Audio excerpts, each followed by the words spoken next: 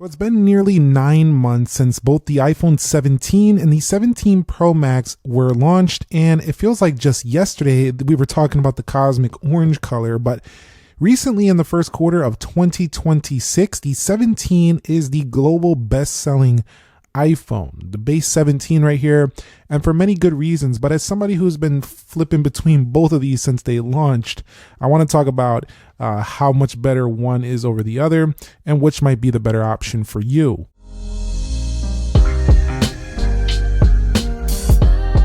So we'll begin by talking about design. Now the iPhone 17 really does look very, very similar to the iPhone 16, which I actually have right here. Let me showcase that to you right here. The iPhone 16. So it feels like you're basically getting last year's phone, but with a few upgrades. Number one is it's a little bit taller because it does have a little bit of a bigger screen. The cameras are better and the battery is better, but the main deal between this older iPhone 16 and the 17 is the display is much smoother, and it's much smoother. It makes the whole phone feel like an iPhone Pro Lite. And I think that's one of the reasons this has sold incredibly well. And I think even some people would choose this over the base Air, but it only weighs in at 177 grams. So by comparison to the 17 Pro Max, it's felt incredibly light. This thing is 233 grams, and the iPhone 17 Pro Max actually went up in weight and thickness a little bit for a better battery, which a lot of people has considered a fair trade-off. But when we're talking about hand ergonomics and feel in hand, I prefer the 17 for sure in terms of just the weight and kind of the standard 6.3 size. It's that sweet spot between not too small, not too large. It's a really good size. For people used to a Max though, this phone can feel pretty small. So if you're coming from a Max phone, you're trying to decide, should I go this summer with a bigger phone or should I go with the smaller phone option? If you're coming from a big phone and you like big screen, this will feel kind of small, but it's definitely not cramped, and you do adjust to it after a few days. And it definitely has enough space. And then you kind of realize, why was I always using a big phone? So really it depends on how you feel about big phone versus small phone. But generally, the design feels older on the 17, whereas the 17 Pro and Pro Max do feel like the more modern feel with their aluminum two-tone design, plateau. So I do feel like when I'm holding and using the 17 Pro Max, I feel like I'm using a newer iPhone. At the same time though, long term, the 17 feels like the easier daily functional phone. And I think that's why it sells. It's the best seller, the base model. But 17 Pro Max is not far behind. Now, when it comes to their displays, one of the great things here is that it's a 0.6-inch difference. But what's not different is the brightness, the smoothness, the overall color reproduction, and the pixel density, aka how sharp the phone looks to your eyeballs. And let me tell you this right here.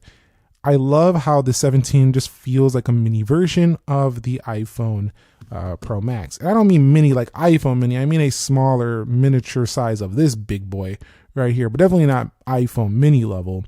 But what I really enjoyed is just simply how they have nearly the same identical calibration. They both have anti-reflective properties. And while they do, to me, the anti-reflection looks a little better to me on the 17 Pro Max, and the display is technically a little bit bigger, almost nobody's going to be able to tell a single difference. And they both have the same aspect ratio, which means that they're both not incredibly narrow, so they have a lot of space, even though you're on a 6.3 here. So you do have yourself very minimal bezels on both of them.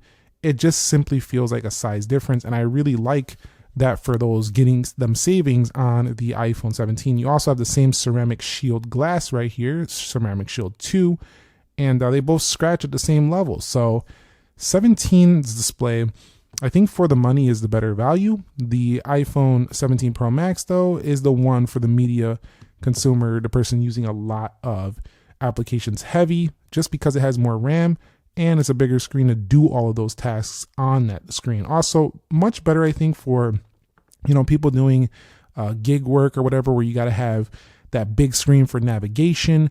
Also, for people who don't have like a lot of different computers or tablets, they just use one phone for mostly everything. It's nice to have the big screen for that occasion. So you kind of got to weigh what you need, but they both have the same aspect ratio, the same screen to body ratio. So they kind of both feel like the exact same thing. You're just dealing with a size increase, which is not always the case, because before you didn't have the promotion on the base model. You didn't have the same levels of brightness in the past always. So the Max and the 17, they're closing the gap more. And it feels over the long term like I really am just using a slightly pared back version of the Max versus on the Galaxy S26 versus S26 Ultra, the gap is bigger. So I think the bases are getting more appealing every year. One area I'm not a major fan of the base model though is the 8 gigs of RAM. And the reason for that is because iPhones are not cheap, no matter if you go with the base or the top tier version. People like to keep these things a long time, and I would have rather had 12. If I'm being honest, 12 is on base model S26. I feel like Apple should have thrown it here. It would have made this phone perform better in the long haul, especially as the phone gets more powerful software updates. The Apple Intelligence continues to advance. I do think it's going to work fine, but I think this phone is more likely to show some stutter in the long term, like 4 years down the line, versus an iPhone Pro Max with its 12 gigs of RAM. Although I personally think, considering the price of Max iPhones, this should be at 16 gigs of RAM and that base should be at 12. 24 is pushing it. We don't really probably need that much, and some will say 12 is enough. But I find that 16 gig of RAM phones have more consistent performance than 12 gig of RAM, especially down the line. When you've had that phone for 4 years, you could pop it open and everything is still incredibly fast. So I do want to see 16 gigs make it to Max models and 12 to the base. But performance-wise, in the daily real-world experience, right now anyway, because they're both very modern, the latest phones, they don't really feel different at all, besides what we've already talked about, which is the size. And so therefore, most iPhone users of the 17 are going to feel like, I just have the more comfortable version. You have that big honking phone over there, but mine just feels more comfortable and does the same things, and you'd be right. But one thing it doesn't do better is the camera. So we'll move on to that section right now. And although the cameras are better, clearly we know this for the iPhone Max, the cuts are not that much for the iPhone 17. And so when I go ahead and zoom in, I do miss quite a bit of zoom. So if you're a concert goer, you're a nature photographer, you're a person who travels a lot and you need to zoom in on stuff quite a bit, maybe there's a lot of different scenarios where you need further reach. This phone is going to disappoint you severely. However, if you're just a person who needs some adequate zoom, better than a boring 5x like on some older iPhone base models, this is going to be superb. Also, its base level camera is also incredibly good. The macro modes are very sharp, just like the iPhone 17 Pro Max. It's just missing that telephoto camera, but it does give you a very important one, which is an ultra wide, which allows you to frame a lot more into the photo. Another thing where it doesn't really take a step back is in the front-facing camera. Now, we know they came with the center stage, and I feel like they're blowing away the competition on the iPhone 17 base model versus most other phones that come out. Even flagship phones are still not out with these ultra-wide cameras on the front quite as well. You can do it on some folding phones because you can use their rear cameras for selfies, but for slab styles, this is the best in the game right here on the front of the 17, which is really awesome because I think Apple was smart to do this because they know a lot of, consumers using these phones are taking selfies of their family, friends, and having this ultra wide angle is incredibly useful for people who don't want to spend just to get these pro cameras they're never going to use. But if you are that person who is trying to do creative work, you're trying to push your photography a little bit further, and you want memories of things, maybe a baseball game or a basketball game or an event you're at, and you need to zoom in really far, you're not in the best seats in the house, this could be a way better option. If you're, needing the versatility of the cameras for your professional work, this is going to be really good. But also the log recording, if you use MacBooks and stuff, and having those different modes for the professional stuff is really has been something that will set this phone severely apart from the 17. So it really is kind of a waste though if you're not using it though. Like even for me, I haven't used it, but this phone hasn't been a waste because I use the other aspects that are great. I'm like stumbling over my words of it that are great. But the iPhone 17 Pro Max, I think is definitely overkill for base consumers just using base model type stuff. But having it there is nice if you really want to expand your photography. I feel like in 10 years, you could pick up this phone and it's still going to have cameras that are extremely usable. That's how good the setup is there for the 17 Pro Max. Like it's still going to be usable stuff that far down the line. So excellent choice here. This zoom will feel like ridiculously old when all base models go up to like 30 times. So this is a good 5-year phone. This to me could probably be useful camera wise for 8 to 10 years for sure.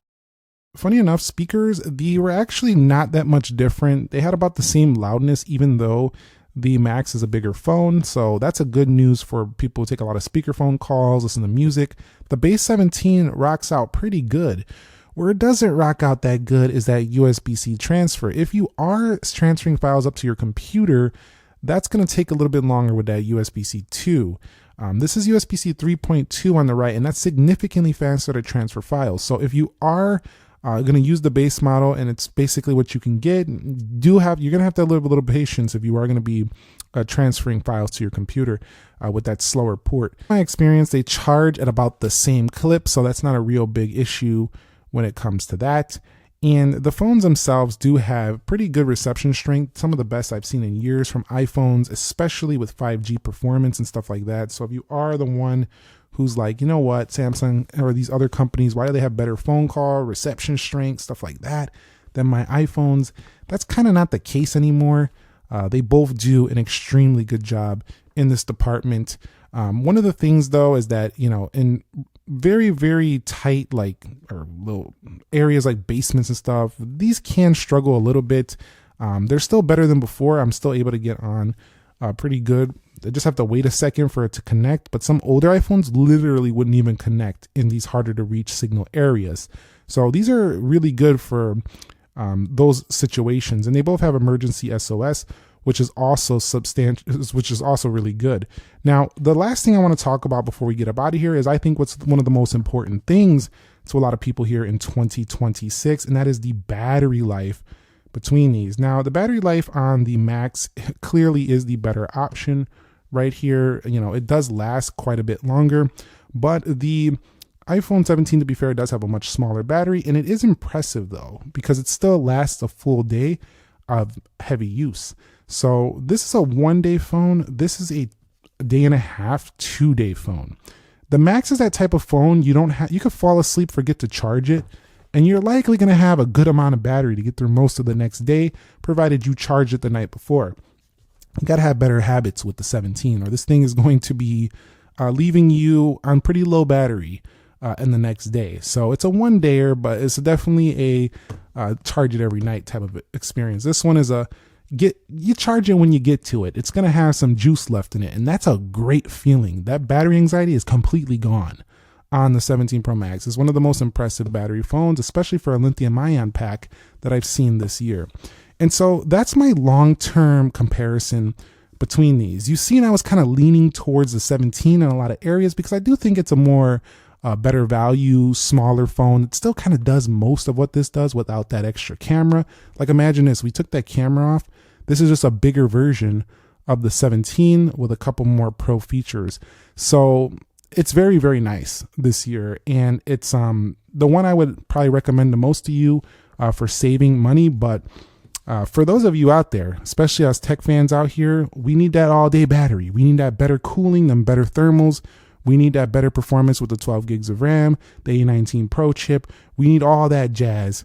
If you're that person, goodbye 17. We can't even talk, because the 17 Pro Max is still the king in that department. And I think that iPhones, while a lot of the smartphone market is kind of struggling right now, you've been seeing the iPhones are still doing extremely well, because these have been some of the best ever. And I think with the new hardware engineer who's becoming the CEO, this is going to be a really, really exciting time to see where they go hardware wise with these upcoming iPhones. So if you found this video helpful, entertaining, or just informing, enjoyable, click that like button for me. And if you enjoyed this video, I have a good feeling you're going to enjoy this one as well. I'll catch you on the next episode. Nick here. Be sure to be well, and peace.